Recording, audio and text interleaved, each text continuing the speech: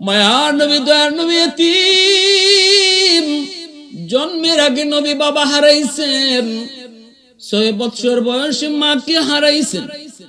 আব্বু আব্বু বলে ডাকেন, মা আমার আব্বু কই? কত বাবা তার সন্তান কি কপালে চুমু দেয়, আদর করে। এই দৃশ্যগুলি যখন আমি দেখি গো, আমি আর নিজেকে সামলায় রাখতে পারি না। অঝোর দ্বারায় চোখে অশ্রু ঝরে, শুধু চিন্তা করি আজ যদি আমার আব্বা দুনিয়ায় থাকতেন, আমার আব্বাও তো আমাকে এইভাবে আদর করতেন। মা আমার আব্বা কোথায়, আব্বা কোথায়? নবীজির আম্মা তখন নবীজির দাদা আব্দুল মুত্তালিবকে বলতেছেন, বাবা গো, আপনার নাতি শুধু আব্বা আব্বা করে। নবীজির দাদা আব্দুল মুত্তালিব তখন বলতেছেন, মারি যাও আমার নাতিটাকে লইয়া মদিনায় যাও, যেখানে বাবার কবর, কবর কেন অন্তত দেখায় নিয়ে আসো। নবীজির আম্মা রওনা দিয়া দিছেন, সাথে নিছেন উম্মে আয়মন বাদিকে। মদিনায় গেলেন, নবীজির বাবার কবর, আব্দুল্লাহর কবর। মা যখন আঙ্গুল দিয়ে ইশারা দিয়ে দেখায় দেয়, বাবা মুহাম্মদ, এই যে তোমার আব্বুর কবর।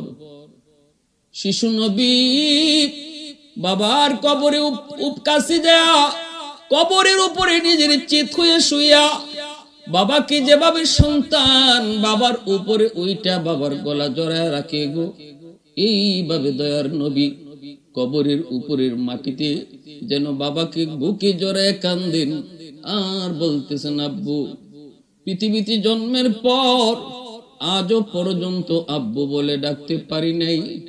বাবা ডাকের ভিতরে কত মজা আমি নবীতে জানি না, আমি মুহাম্মদতে জানি না। চোখের সামনে আমার বন্ধুদেরকে বাবা আদর করে, চুমু খায়। সন্ধ্যা হয়ে গেলে পরে বাবা সন্তানের খুঁজে বের হয়, কিন্তু আজও পর্যন্ত তুমি আমাকে কোনোদিন নিতে আসলা না। আব্বু, আমি আমার মনকে কেমনে বুঝাই, কেমনে বুঝাই? এই বইলা যখন দয়ার নবী ইনিয়ে বিনিয়ে কানতেছেন, কয়েকজন ইহুদি নবীর কান্না দেইকা তারাও কান্না শুরু করলো। ইহুদি একজন পাদ্রী, সে তাওরাত কিতাবের পণ্ডিত ছিল।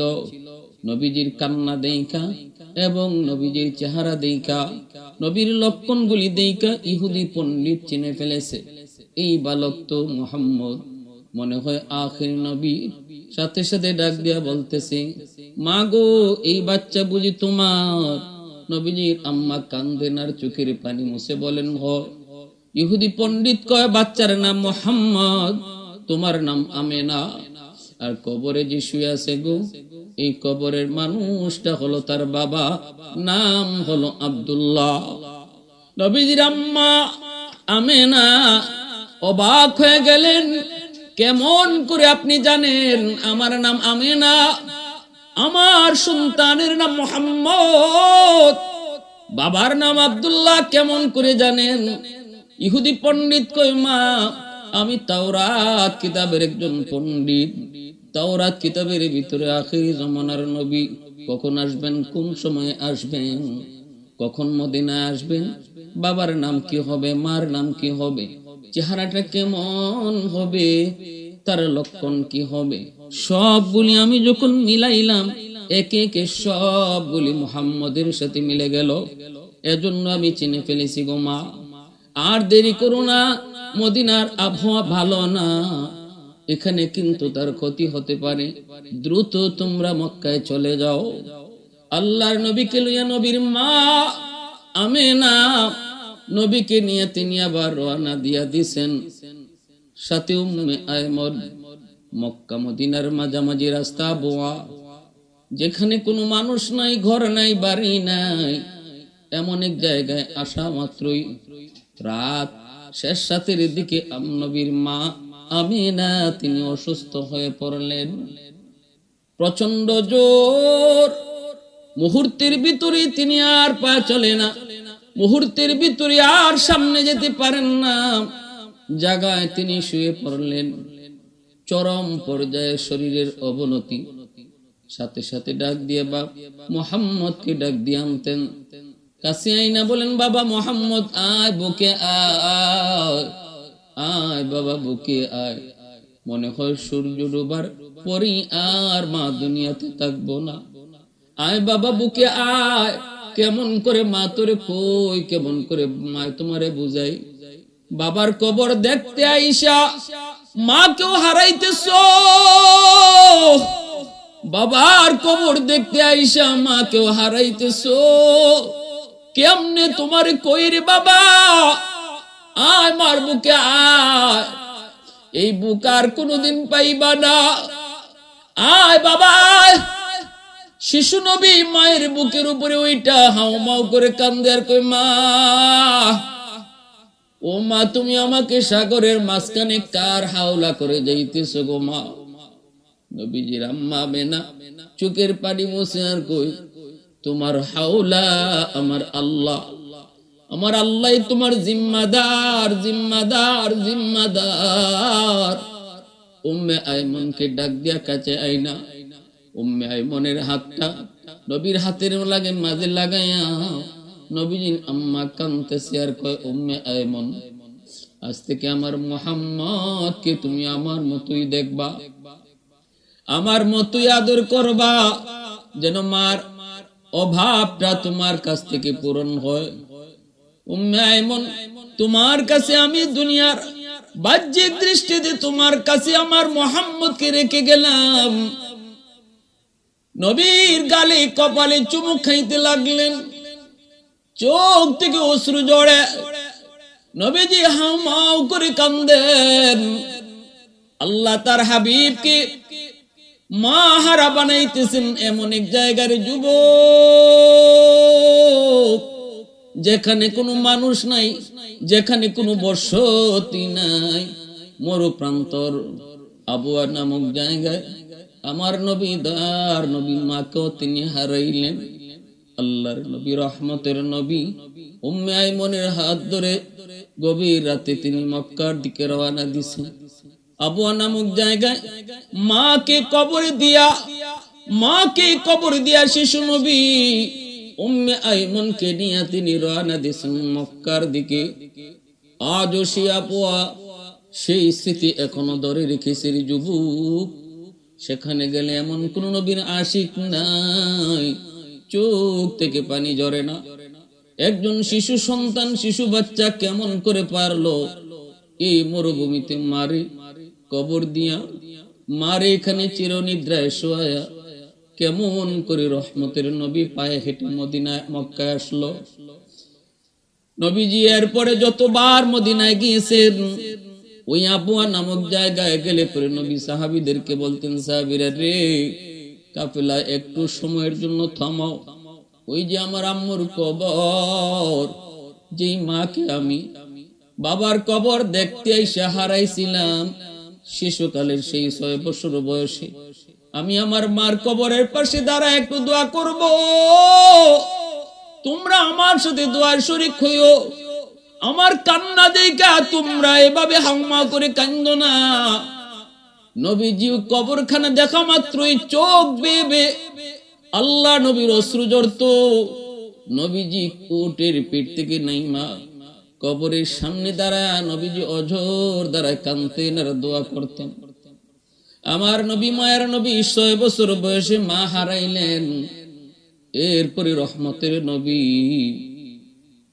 আম্মা ডাকার দিতে পারেন না গো, কিন্তু নয়া মায়ার নবী মা পাইছেন ফাতেমাকে। ফাতেমাকে নবী মা বলে ডাকতেন। কেন ডাকতেন, কি জন্য ডাকতেন? কারণ হলো রহমতের নবী মায়ের নবী মার কাছ থেকে যে আদর সন্তান পায়, এই আদরটা, এই সোহাগটা, এই সান্ত্বনাটা, এই সেবাটা খাতুনে জান্নাত তিনি আমার মায়ার নবীকে করতেন। আম্মা জান খাদিজাতুল কুবরা রাদিয়াল্লাহু তাআলা আনহার ইন্তেকালের সময় নবী যেমন কাঁদেন, ফাতেমাও কাঁদেন। ফাতেমা ছোট, নবী যখন বারবার শুধু একই চিন্তা করে কাঁদতেছিলেন, চোখের পানি ঝরা, আমার খাদিজা যতদিন ছিল বেদিন বেঈমানরা আমার দিকে চোখ তুলে তাকাইতো না। খাদিজা আমাকে সান্ত্বনা দিত। কখনো যদি আক্রান্ত হয়েছি, খাদিজার সান্ত্বনা পেয়ে আমি শান্ত হতাম। আজ আমাকে কে সান্ত্বনা দিবে? আজ আমাকে কে সান্ত্বনা দিবে গো? তখনই ফাতেমা আমার নবীর মায়ের নবীর চোখের পানি মুইসা সান্ত্বনা দিয়ে বলতেন, বাবা গো, ও বাবা, ফাতেমা যতদিন আছে তোমাকে কোনোদিন কোনো অভাব বসতে দেব না। এজন্যই তায়েফের ময়দান থেকে রাসূল যখন রক্তাক্ত হয়ে মক্কায় ফিরেন, মায়ার নবী দয়ার নবীকে ওই ঘরে রেখে খাতুনে জান্নাত দরজা বন্ধ করে আল্লাহর সাথে বাতচিত শুরু করে দিলেন। আল্লাহ, তুমি কি পারো নাই গো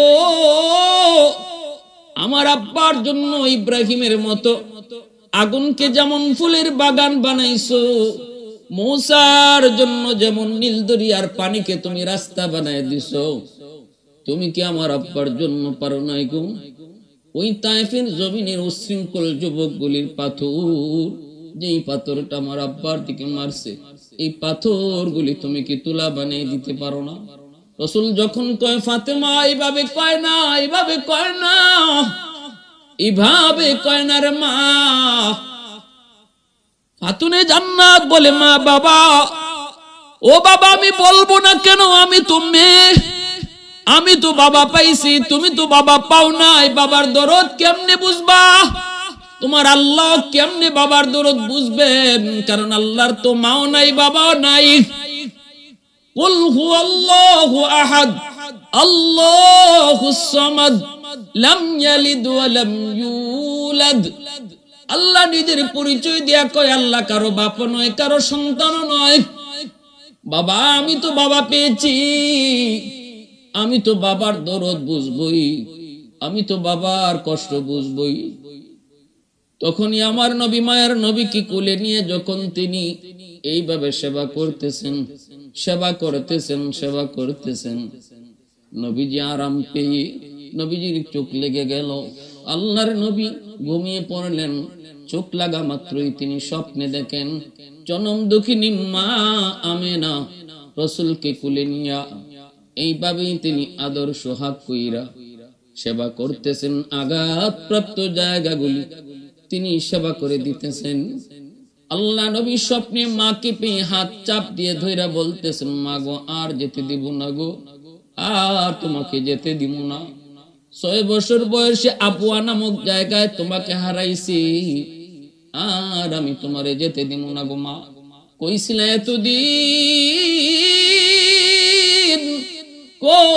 এতদিন, আর তোমাকে যেতে দিব না।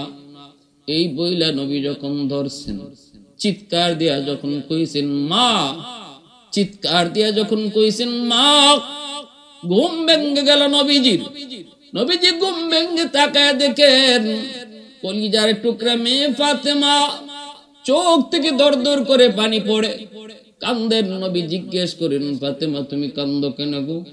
ফাতেমা তখন বলতেছে, বাবা গো, তুমি স্বপ্নে কি দেখছো জানি না, কিন্তু মা কয়া চিৎকার দিয়া আমার হাতটা এইভাবে ধরছো। এই যে দেখো বাবা, এখনো আমার হাতটা তুমি ধরে রাখছো। রাসূল কয়, মা আয় বুকে আয়।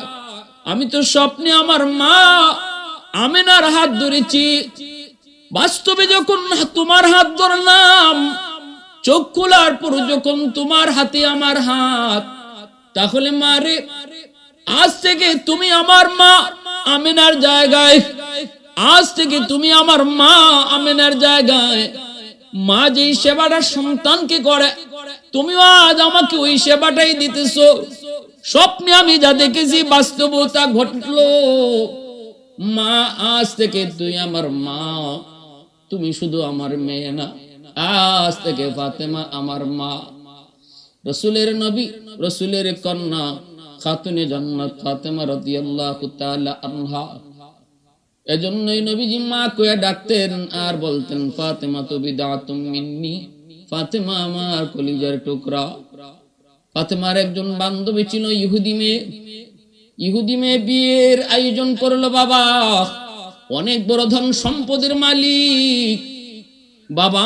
ইহুদি মেয়ের আয়োজন করলো বিয়ের, কিন্তু বান্ধবী বাবাকে সাফ জানায় দিল, বাবা আমার একজন বান্ধবী আছে, নাম হলো ফাতেমা। ফাতেমা যদি আমার বিয়েতে না আসে তাহলে আমি বিয়ে বসবো না, এই বিয়েতে আমি রাজি না। ইহুদি কই, মারে কে সেই ফাতেমা? বান্ধবী কয়, ফাতেমা হলো মুহাম্মাদুর রাসূলুল্লাহর মেয়ে। এই কথা বলতে ইহুদি কয়, মারে মুহাম্মদ তো গরিব মানুষ, ফাতেমা সে তো গরিবের মেয়ে, কাপড় চোপড় তেমন দামি নয়। আমার আজকে অনুষ্ঠান হবে ভিভিআইপি মানুষের জন্য, রাজা বাদশাদের ছেলেরা, রাজা বাদশারা আজকের আমার বিয়ের আয়োজনে, এই অনুষ্ঠানে তারা হবে গেস্ট। তাদের শ্রেণীতে ফাতেমা যায় না। মা, ফাতেমা যদি কোন রাজার মেয়ে হতো তাহলে আমি তোমার এই কথাটা গ্রহণ করতাম, কিন্তু না রে মা, এটা হয় না, আমি পারবো না। সাথে সাথে মেয়েটাই মাকে জানাই দিল, মা আব্বুকে বলো আয়োজন করার দরকার নাই, আমার বান্ধবী ফাতেমা যদি বিয়েতে না আসে গো, আমি এই বিয়েতে রাজি না। মেয়ে সাফ সাফ বাবাকে জানায় দিল, ফাতেমা যদি বিয়েতে না আসে তাহলে সে কিন্তু এই বিয়ে বসবে না, এই বিয়েতে সে রাজি না। পড়ছে বাবা বিপদে। তখন বাবা কয়, মারি তাহলে একটা চিঠি লিখ, একটু দেখ তার বাপ দাদা অথবা ফরিদাদার মধ্যে কেউ রাজা বাদশা ছিল কিনা, এতটুকু যদি পাওয়া যায় তাহলে তো স্ট্যাটাসটা মিলবে, সমান থাকবে, শ্রেণী ঠিক থাকবে।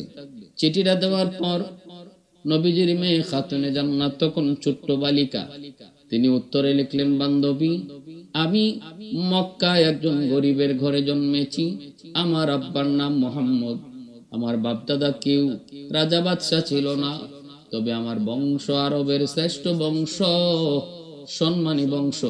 আর এতটুকু মনে রাখো, পৃথিবীতে যত রাজা বাদশার জন্ম হয় সকল রাজার রাজা যিনি, আসমানের মালিক, কুল কায়নাতের মালিক, সকল বাদশার বাদশাহ যিনি, তার বন্ধু হলেন আমার আব্বা।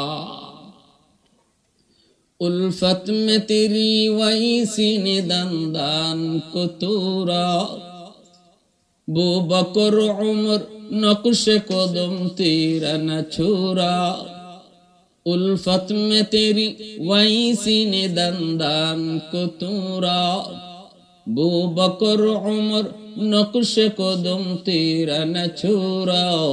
आयुषा के नबी वाकी असरार मदीना, सुल्तान का सुल्तान है सुल्तान मदीना, सरकार का सरकार है सरकार मदीना, गुलजार का गुलजार है गुलजार मदीना। अल्लाह ने मक्का ही में ये काबा बनाया, इस काबा का काबा तेरी मरकद को बनाया। अल्लाह ने मक्का ही में ये काबा बनाया, इस काबा का काबा तेरी मरकद को बनाया। ऐसा लम्हा जी चले जा राह मदीना, सुल्तान का सुल्तान है सुल्तान मदीना, सरकार का सरकार है सरकार मदीना, गुलजार का गुलजार है गुलजार मदीना। এইবার ইহুদি কয়, না তাহলে হবে না, মেয়ে সাফ সাফ জানায় দেয়, তাহলে আমিও বিয়ে বসবো না। পড়লো বিপদ। আল্লাহ নবী, রহমতের নবী, মায়ার নবীর কাছেও যখনই খবর চলে আসলো, সাথে সাথে জিব্রাইলে আমিন। ঘটনা তো আল্লাহ পাক সব দেখতেছেন, শুনতেছেন। আল্লাহ কয়, ফাতেমা গরিবের কাপড় পরে যাবে বিদায়। এই মানুষগুলা ইহুদি ফাতেমাকে বিয়েতে নিতে রাজি হয় না, দাওয়াত দিতে রাজি হয় না। জিব্রাইল, তুমি জান্নাত থেকে ফাতেমার জন্য 2টা কাপড়ের সেট তার জন্য নিয়ে যাও। জিব্রাইল আমিন জান্নাত থেকে 2 সেট কাপড় নিয়ে আসলেন। আল্লাহর নবী, রহমতের নবী, মায়ার নবী, দয়ার নবী যখন ফাতেমাকে বললেন, ফাতেমা কাপড়গুলা খোলো, প্যাকেটটা খোলো, জিব্রাইল জান্নাত থেকে তোমার জন্য কাপড় নিয়ে এসেছে। খাতুনে জান্নাত ফাতেমা রাদিয়াল্লাহু তাআলা আনহা ওইদিকে ইহুদির মেয়ে জানায় দিছে, বাবা ফাতেমার গায়ে কি কাপড় থাকলো না থাকলো, কতটা দাম আর কতটা কম দাম, এটা দেখার বিষয় নয় বাবা। শুনো, ফাতেমা মক্কার সবচেয়ে সম্ভ্রান্ত বংশের মেয়ে, কুরাইশ বংশের মেয়ে। তার বাবা মুহাম্মদ নবী মানতে তোমরা না পারো, ধর্মের ভিন্নতা থাকতে পারে, কিন্তু মুহাম্মদকে আলামিন উপাধি দিয়েছে ওই কাফের কুফফাররাই। তোমরাই মুহাম্মদকে আলামিন বলো, সম্মানী বলো, একজন সম্মানী ব্যক্তি। অতএব বাবা আমি জানাই দিলাম, দাওয়াত দেওয়াই লাগবে।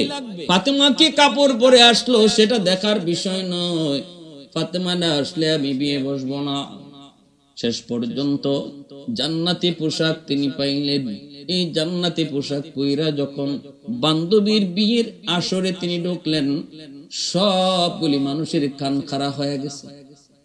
দুনিয়ার কাপড়ের সাথে কোনো মিল নাই, দুনিয়ার কাপড় এত সুন্দর হয় না, জান্নাতি কাপড় এত সুন্দর, এত সুন্দর, এত দামি, এত অলংকার সজ্জিত। সবার চোখ খারাপ হয়ে গেছে, কান খারাপ হয়ে গেছে, চোখগুলা বড় বড় হয়ে গেছে। বান্ধবীর কাছে যেয়ে বসলেন। শুধু কাপড়ের সৌন্দর্য নয়, এই কাপড় থেকে এমন এক খুশবু বের হইছে, গোটা এলাকা খুশবুতে মোহিত হয়ে গেল। বান্ধবী কাছে বইসা কয়, বান্ধবী এই কাপড় কোত্থেকে আনছো? সবাই তোমার পোশাকের দিকে তাকায়, পোশাকের দিকে সবাই তাকায়, কোন মার্কেট থেকে পোশাক আনছো সবাই তো জানতে চায়। খাতুনে জান্নাত কই, বান্ধবী এটা দুনিয়ার কোন মার্কেট নয়, এই পোশাকের সেলসম্যান হলেন জিব্রাইল, মালিক হলেন আল্লাহ, মার্কেটের নাম হলো জান্নাত। কই মার্কেটে কেমনে যেতে হয়? ওই মার্কেটে যাওয়ার রাস্তা হলো সিরাতে মুস্তাকিম, একটা কালেমা পড়তে হয়, ওই কালেমা পড়লে পরে এই পথ পাওয়া যায়, এই পথ পাওয়া যায়। কোন সেই কালেমা একটু কম? সবাই তো কাপা কাপড় দিয়ে পোশাক দিয়ে পাগল। সেই মার্কেটে যাওয়ার রাস্তা কোনটা? কই মার্কেটে যাওয়ার রাস্তা হলো লা ইলাহা ইল্লাল্লাহু মুহাম্মাদুর রাসূলুল্লাহ সাল্লাল্লাহু আলাইহি ওয়াসাল্লাম। অধিকাংশ মানুষ এই কথা শুই না কালেমা পড়ে, ওই কথা শুই না সবাই অবাক হয়ে গেল, সবাই অবাক হয়ে গেল। আর বাবার বলে দেওয়া সেই কালেমা মেয়ের মুখ থেকে শুই না কালেমা পড়ে সবাই মুসলমান হলো। উপস্থিত মজলিসে অনেকেই কালেমা পড়ে মুসলমান হলো। ভাইরা বন্ধুরা, রাসূলের কলিজার টুকরা মেয়ে খাতুনে জান্নাত, জান্নাতের সকল মহিলাদের সরদারিনী, রাসূল যাকে মা কয়ে ডাকতেন, রাসূল যার ব্যাপারে বলছেন ফাতেমাতু বিদআতুম মিন্নি, জান্নাতের সকল মহিলাদের সরদারিনী, যিনি পৃথিবীর 4 জন সুন্দরী নারীদের মধ্যে একজন, এই 4 জনের একজন হলেন হযরত ইব্রাহিম আলাইহিস সালামের প্রথম বিবি সারা আলাইহিস সালাম। পৃথিবীর যে 4 জন সুন্দরী মহিলা ছিলেন, নারী ছিলেন, এর ভিতরে তিনি একজন। দ্বিতীয় জন হলেন হযরত মরিয়ম আলাইহিস সালাম, ঈসা আলাইহিস সালামের আম্মা। আরেকজন হলেন ফেরাউনের বিবি হযরত আসিয়া আলাইহিস সালাম, তিনিও হলেন বিশ্ব সুন্দরী। চতুর্থ জন হলেন রাসূলের কলিজার টুকরা মেয়ে ফাতেমা রাদিয়াল্লাহু তাআলা আনহা। এত সুন্দর, সুন্দর শুধু চেহারা দেখে সুন্দর নয়, সুন্দর মাপ করা হয় চারিত্রিক দিকটাও যার সুন্দর ছিল। যেমন তার রূপ সুন্দর, তেমন তার চরিত্র সুন্দর। এই 4 জন মানুষ পৃথিবীর ইতিহাস গড়ে গেছেন। যেমন বাহ্যিক সুন্দর, তেমন ভিতরে ছিল তাদের সুন্দর। আল্লাহ পাক রব্বুল আলামিন খাতুনে জান্নাতের মতো আমাদের জীবন গড়ার তৌফিক দান করুন। প্রতিটা মা বোনকে তার জীবনী পড়ার, তার জীবন মতো নিজের জীবন গড়ার তৌফিক আল্লাহ দান করুন। ওয়া আখির দাওয়ানা আনিল হামদুলিল্লাহি রাব্বিল আলামিন।